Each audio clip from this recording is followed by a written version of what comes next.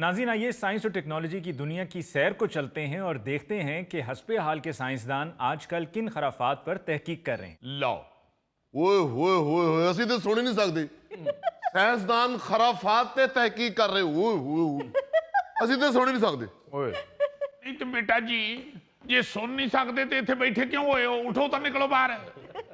ਉਹ ਤੁਹਾਨੂੰ ਉਹਨਾਂ ਨੇ ਸੁਣਨ ਤੇ ਸੁਣਾਉਣ ਵਾਸਤੇ ਹੀ ਤੇ ਭਾਇਆ ਹੈ, ਤੇ ਜੇ ਸੁਣੋਗੇ ਨਹੀਂ ਤੇ ਸੁਣਾਓਗੇ ਕੀ? ਲਓ ਚਾਚਿਓ, ਇੱਥੇ ਹੀ ਤੁਹਾਡੀ ਸਾਇੰਸ ਫੇਲ ਹੁੰਦੀ ਜੇ। ਅਸੀਂ ਭਾਵੇਂ ਸੁਣਾਂਗੇ ਨਹੀਂ ਪਰ ਸੁਣਾਵਾਂਗੇ ਤੇ ਤੁਹਾਨੂੰ ਐਸੀਆਂ ਐਸੀਆਂ ਕਿ ਤੁਹਾਡੇ ਕੰਨਾਂ ਚੋਂ ਧੂਆਂ ਨਿਕਲ ਆਏਗਾ। ਇਹ ਮਿਸਾਲ ਦੇ ਰਹੇ ਨੇ ਗੋਗਾ ਜੀ, ਕੰਨਾਂ ਚੋਂ ਧੂਆਂ ਨਿਕਲ ਆਏਗਾ। ਚਾਚਿਓ, ਇਹਨਾਂ ਨੂੰ ਭੁੱਜੇ ਕੰਨ ਬੜੇ ਪਸੰਦ ਨੇ। ਉਹ ਬੇਟਾ ਜ਼ੁਲਫੀ ਜੀ, ਉਹ ਬੜਾ ਤੇਰਾ ਖਰਗੋਸ਼ ਦੇ ਕੰਨ ਵਰਗਾ ਮੂੰਹ ਹੈ। ਉਹ ਤੂੰ ਕਿਉਂ ਗੋਗੇ ਨੂੰ ਭੁੱਜੇ ਕੰਨ ਖਵਾਉਂਦੇ ਹੈ? ਬੇਵਕੂਫਾ। ਚਾਚਾ ਜੀ, ਐਕਸਕਿਊਜ਼ ਮੀ ਜੀ ਇੱਕ ਗੱਲ ਪੁੱਛਣੀ ਸੀ, ਇਹ ਡਿਜ਼ਾਈਨ ਲੱਤਾਂ ਦਾ ਆਰੇ ਮਸ਼ੀਨ ਤੋਂ ਬਣਵਾਇਆ ਹੈ? ਚਾਚਾ ਜੀ, ਇਹਨਾਂ ਲੱਤਾਂ ਦਾ ਤੁਹਾਨੂੰ ਇੱਕ ਬੜਾ ਫਾਇਦਾ, ਤੁਸੀਂ ਫਟਾਫਟ ਬਹਿ ਜਾਂਦੇ ਹੋ। ਚਾਚੇ ਹੋਰੀ ਰੇਤ ਤੋਂ ਲੰਘ ਜਾਣ ਨਾ ਤੇ ਵੇਖਣ ਵਾਲਾ ਸਮਝਦਾ ਇੱਥੋਂ ਕੇਕੜਾ ਲੰਘ ਗਿਆ। ਚਲੋ ਚਾਚਾ ਜੀ, ਥੱਕ ਜਾਓ, ਕਿਤੇ ਲੱਤਾਂ ਇਕੱਠੀਆਂ ਕਰਕੇ ਬਹਿ ਜਾਓ। ਆਈ ਐਮ ਸੌਰੀ ਬੇਟੇ, ਆਈ ਐਮ ਸੌਰੀ। ਤੁਹਾਨੂੰ ਕੋਈ ਸਰੋਕਾਰ ਨਹੀਂ ਸਾਇੰਸ ਦੇ ਨਾਲ, ਤੁਸੀਂ ਸਿਰਫ ਸਾਇੰਸਦਾਨ ਦੀਆਂ ਲੱਤਾਂ ਤੇ ਧਿਆਨ ਕੀਤਾ है। बेटे, जब साइंस की बात आप नहीं सुन सकते तो फिर आप इसी तरह जुगते ही सुना सकते हैं। ਉਹ ਮੇਰੇ ਸੋਹਣੇ ਚਾਚਾ ਜੀ, ਤੁਸੀਂ ਸਾਡੇ ਦੁਆਲੇ ਹੋ ਗਏ ਹੋ। ਹਾਲਾਂਕਿ ਤੁਹਾਡੀ ਤਹਿਕੀਕ ਨੂੰ ਖੁਰਾਫਾਤ ਐਂਕਰ ਸਾਹਿਬ ਨੇ ਕਿਹਾ। चलो जी, फिर एंकर साहब ने किया है, पढ़े लिखे आदमी भी इन्हें खुराफात ही समझते ने, तो फिर खुराफात ते ही तहकीक सुन लवो। वाह वाह वाह। नहीं नहीं, ऐसा हरगिज नहीं है। दरअसल जुबान फिसल गई थी, वरना मैं मौजूआत ही कहना चाह रहा था। जुबान फिसल गई है, इसका मतलब है कि तुम्हारी जुबान तुम्हारे कंट्रोल में नहीं है। अगर जुबान कंट्रोल में नहीं है तो इसका मतलब है तुम्हारा दिमाग तुम्हारे काबू में नहीं है। और अगर दिमाग काबू में नहीं है तो इसका मतलब ये है कि तुम किसी प्रेशर में हो। अब यहाँ प्रेशर तीन किस्म के हो सकते हैं। एक शो का प्रेशर, एक माहौल का प्रेशर और एक भाभी का प्रेशर। वाह, बेटा, साइंस ये कहती है कि ये जो तीसरा प्रेशर है ये सबसे अहम है। ਬਿਲਕੁਲ ਠੀਕ ਕਿਹਾ ਚਾਚਿਓ, ਪਰਫੈਕਟ। ਤੁਸੀਂ ਇਹ ਤੀਸਰਾ ਹੀ ਪ੍ਰੈਸ਼ਰ ਇਹਨਾਂ ਦੇ। ਕਿਸੇ ਵੇਲੇ ਮੈਨੂੰ ਤੁਸੀਂ ਪੀਰ ਵੀ ਲੱਗਦੇ ਹੋ ਕਿ ਗੱਲ ਬੁੱਝ ਲੈਂਦੇ ਹੋ ਤੁਸੀਂ। ਆਹ ਵਾਹ ਵਾਹ ਵਾਹ। ਉਹ ਤੀਸਰਾ ਪ੍ਰੈਸ਼ਰ ਹੈ, ਭਾਬੀ ਦਾ ਹੀ ਪ੍ਰੈਸ਼ਰ ਹੈ।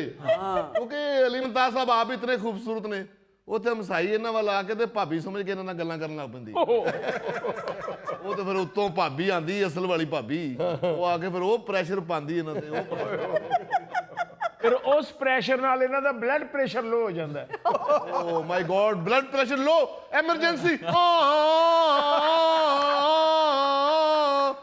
बेटा, तू बेशक हारन मुंह तो एंबूलेंस वाला ही कढ़ना है, मगर लगता तेन वेख के ये कि अग बुझाने वाली गड्डी आ रही। वैसे वाकई मैंने आज गौर किया है अली मुमताज साहब की तरफ। प्यारे वाकई इतने हैं कि बड़ी बड़ी कंपनियों ने इस तरह की लड़की रिसेप्शन पे बैठाई होती। और सिर्फ बिठाई होती है, भाग दौड़ साथ थैले जैसी लड़की कर रही होती है। यार तुम लोग मेरे पीछे ही पड़ गए हो।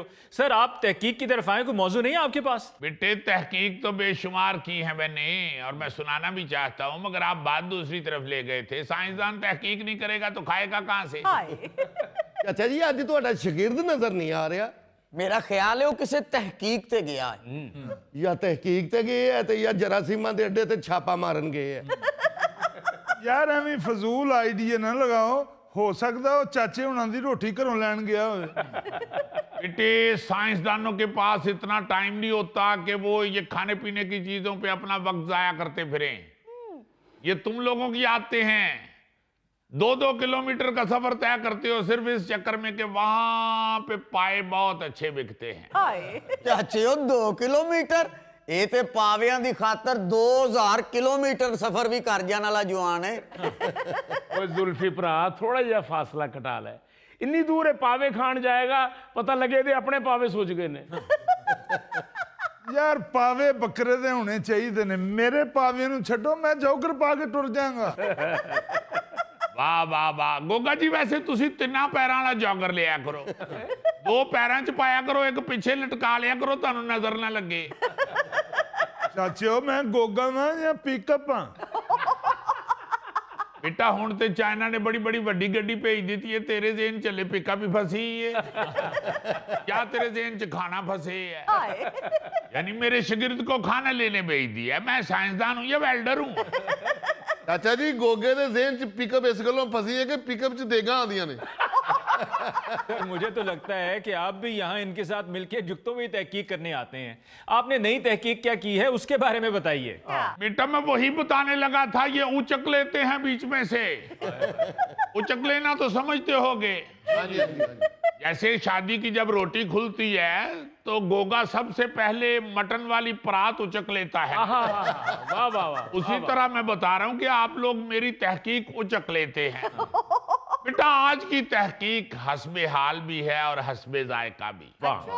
ਲਓ ਜੀ ਜੇ ਹਸਬੇ ਜ਼ਾਇਕਾ ਹੈ ਨਾ ਤਾਂ ਫਿਰ ਮੈਂ ਸਪੈਸ਼ਲ ਆਰਡਰ ਕਰਾਂਗਾ ਪਹਿਲੇ ਸੁਣ ਤੇ ਲੈ, ਹੋ ਸਕਦਾ ਤੈਨੂੰ ਫਲੇਵਰ ਹੀ ਨਾ ਪਸੰਦ ਆਵੇ। अली बेटे मैं एक जूतों की कंपनी के दावे पे तहकीक कर रहा हूं। अच्छा, एक जूतों की कंपनी का दावा है कि हमने एक ऐसे जूते तैयार कर लिए हैं जो दिमाग में तब्दीलियां ला सकते हैं। ਲੋ ਕਰ ਗੋਗੇ ਹੁਣ ਸਪੈਸ਼ਲ ਆਰਡਰ। बेटा उस कंपनी का दावा है कि हमारे जूते इस्तेमाल करने से ना सिर्फ जिस्मानी भाजनस बेहतर होती है जी बल्कि दिमागी हालत भी बेहतर हो जाती है। अरे वाह। और तवज्जो मरकूज करने में आसानी होती है, क्योंकि ये जूते ऐसे मटेरियल से बनाए गए हैं जो पहनने वाले की पांव में हल्की सी तहरीक पैदा करते हैं। इस तहरीक को आप हल्की सी गुदगुदी भी कह सकते हैं। और ये गुदगुदी जो है ये दिमाग को फाल करती है, जिससे बंदा ज़हनी तौर पर ज्यादा हाजिर रहता है। अरे वाह। खास तौर पर उस वक्त जब बंदा प्रेशर में आया हो। ये तो वाकई बड़े अजीबोगरीब जूते हैं। हाँ बेटे जूते तो उन्होंने दावा किया है बड़े अजीबोगरीब हैं, लेकिन जब मैं आपके यहाँ पाकिस्तान में आया हूँ तो मैंने देखा है कि यहाँ पे तो साइंस बड़ी एडवांस है। जूतों की इस कंपनी ने मेरा ख्याल है पाकिस्तान से ये आइडिया चोरी किया है। इस खित्ते के लोगों ने तो जूते की ये बरकत पहले से ही महसूस कर ली थी और यहाँ सदियों से इससे मुस्तफीद भी हो रहे हैं। वाह। क्योंकि पाकिस्तानियों को तो पहले से ही पता है कि जूता दिमाग को फौरन फाल कर सकता है। और मुझे यूं लगता है कि इस जूते बनाने वाली कंपनी ने ये आइडिया पाकिस्तानी माँ के जूते से हासिल किया। यहाँ तो बच्चा चारपाई पे लेट के वीडियो गेम खेल रहा हो, उधर से माँ का जूता आता है, गेम सारी उधर हो जाती है, बच्चा एक सैडल हो जाता है और फौरन बादब हो के कहते माँ जी हुक्म करो की गल। लिहाजा मैं समझता हूं कि ये जूते बनाने वाली कंपनी ने ये आइडिया पाकिस्तान में होने वाली जूताबारी से हासिल किया है। दूसरे मुल्कों में मैंने बर्फबारी होते देखी है, जालाबारी होते देखी है, गोलाबारी होते देखी है, मगर जूताबारी सिर्फ पाकिस्तान में होती है। क्योंकि यहाँ जब भी बच्चे का दिमाग ना चल रहा हो वालदा फौरन जूताबारी शुरू कर देती है। और सिर्फ वालदा ही नहीं, वालिद साहब भी कई दफा जूता ठुकाई की रस्म अदा करते हैं। लिहाजा मैं ये समझता हूँ बेटा कि ये जो जूते के साथ दिमाग फाल करने की साइंस है ये अमेरिका और यूरोप से पहले बर्रे सगीर वालों को मालूम थी। कि मेरा अपना ये मुशाहिदा है कि पाकिस्तान में अगर कोई बच्चा तेंदुलकर की तरह अड़ जाए तो वालिद मोहतरम अपना जूता उतार के शुएब अख्तर की तरह ऐसा गेंद कराते हैं कि बच्चा फौरन विकेट छोड़ देता है। ਲਓ ਚਾਚੀਓ ਮੇਰਾ ਤੇ ਹੁਣ ਧਿਆਨ ਪਿਆ ਹੈ, ਮੈਨੂੰ ਲੱਗਦਾ ਤੁਹਾਨੂੰ ਵੀ ਸ਼ੋਏਬ ਅਖਤਰ ਦਾ ਹੀ ਗੇਂਦ ਵੱਜਾ ਹੈ। ओए पैड रखने वाले थैले। लगता है कि कुछ और सुना रहा हूँ, बात कहीं और ले गया। मैंने मिसाल दी है बेटे। अच्छा चाचा जी बात सुनिएगा, एक्सक्यूज मी। ਆਪਣੀਆਂ ਲੱਤਾਂ ਨਾਲ ਇਸ਼ਾਰੇ ਲਾਓ ਤਾਂ ਕਿ ਪਤਾ ਲੱਗ ਜੇ ਕਿੱਧਰ ਮੁੜਨ ਲੱਗੇ ਹੋ। ਚਾਚਿਓ ਤੁਸੀਂ ਤਾਂ ਉੱਡ ਵੀ ਸਕਦੇ ਹੋ ਜੇ ਦੋਵੇਂ ਗੋਡਿਆਂ ਦੇ ਸੈਂਟਰ 'ਚ ਪੱਖਾ ਲਾ ਲਓ। ਅਸੀਂ ਚਾਚਾ ਜੀ ਮੱਝ ਚੋਰੀ ਕਰ ਲੈਣ ਤਾਂ ਖੋਜੀ ਲੱਭ ਹੀ ਨਹੀਂ ਸਕਦਾ ਕਿ ਚਾਚਾ ਜੀ ਇੱਧਰ ਨੂੰ ਗਏ ਨੇ ਕਿ ਇੱਧਰ ਨੂੰ ਗਏ। ਲਓ ਇਸ ਤਰ੍ਹਾਂ ਦੇ ਇਹਨਾਂ ਦਾ ਈ ਚਲਾਉਣ ਵੀ ਨਹੀਂ ਹੋ ਸਕਦਾ, ਕੈਮਰਾ ਇਹਨਾਂ ਨੂੰ ਫੜ ਹੀ ਨਹੀਂ ਸਕਦਾ। यार मेरा ख्याल है ਤੁਹਾਨੂੰ ਸਾਇੰਸ ਦੀ ਤਹਿਕੀਕ ਸੁਣਾਉਣ ਵਾਸਤੇ ਮੈਨੂੰ ਲੱਤਾਂ खोल के घर रख खानी चाहिए। बेटे बात ये है कि ये जो साइंस होती है ना, साइंस, एक मिनट बेटे, जरा मेरे लता सेट करते हैं, थोड़ी जी देर लगती है। कहना मैं ये चाह रहा था बेटा कि साइंस बड़ी बारीकी से सारी तहकीक करती है, और मैंने आपके खित्ते में यानी बर्रे सगीर में ये तहकीक की है कि यहाँ पे चूंकि अब जूते का इस्तेमाल बहुत कम हो चुका है, इसलिए बच्चों के दिमाग भी इतने एक्टिव नहीं रहे जितने पहले होते थे। और आप ये सुन के हैरान होंगे कि तहकीक के दौरान ये पता चला है कि ये जो जेनजी हैं, जेनजी, ये जो नई जनरेशन है आपकी, ये तारीख की पहली ऐसी नस्ल है जो जहानत के एतबार से अपने वालिदैन से कमजोर है। वरना जितनी भी तारीख मौजूद है उसमें तो यही देखा गया है कि हमेशा बच्चे वालिदैन से ज्यादा ज़हीन होते रहे हैं। मगर चूंकि ये जो जेनजी हैं इन पे जूते का इस्तेमाल नहीं हो रहा, इसलिए ये अपने वालिदैन से ज्यादा ज़हीन नहीं है। देखिया मैं अपने पुत्र ਨੂੰ ਕਹਿੰਦਾ ਰਹਿਣਾ ਕਿ ਤੂੰ ਮੇਰੇ ਤੋਂ ਜ਼ਿਆਦਾ ਜ਼ਹੀਨ ਨਹੀਂਗਾ, ਨਾ ਉਹ ਮੰਨਦਾ ਨਾ ਉਹਦੀ ਮਾਂ ਮੰਨਦੀ। नहीं घर बेटे मानते थे असी भी नहीं, मगर ਜਿਹੜੀ ਤੂੰ ਉਹਦੀ ਵਾਲਦਾ ਦੀ ਗੱਲ ਕੀਤੀ ਹੈ ਉਹ ਤੇ वाकई सच्ची है। क्योंकि बेटे कहीं कहीं तो ऐसा हो सकता है कि अब्बा नलायक होवे और बच्चा लायक होवे।